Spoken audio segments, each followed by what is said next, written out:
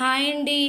ఈరోజైతే బుధవారం కాబట్టి నేను మా ఇంట్లో రాగి చెమ్ము డోర్ వెనకాల సైడ్ అయితే మనకి దేవుడి మూలలో పెడతానండి, హాల్లో. సో అందుకోసమని ముందు రాగి చెమ్ము తీసుకొని బాగా క్లీన్ చేసుకున్నాను. ఒకవైపు అయితే ఓము, ఒకవైపు అయితే స్వస్తిక్ అయితే గీసుకున్నానండి.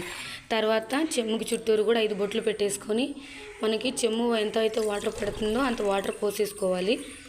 అలా వాటర్ పోసుకున్న తర్వాత దాంట్లోకి నేను కొంచెం పసుపు, కుంకుమ, తర్వాత గంధం, పసుపు వేసానండి. నెక్స్ట్ తర్వాత కుంకుమ, తర్వాత గంధము,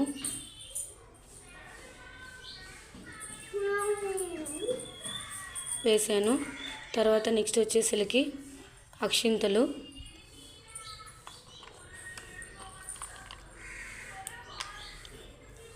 ఇదండి పచ్చకర్పూరం అండి. దాన్ని మనం మెత్తగా చేసి దాన్ని పౌడర్ లాగా వేయాలి.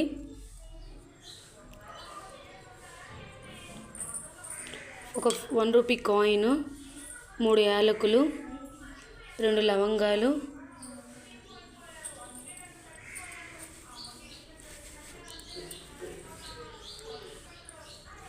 అలా వేసిన తర్వాత చామంతి పువ్వు అండి, ఒక గులాబీ పువ్వు పెట్టుకున్నాను.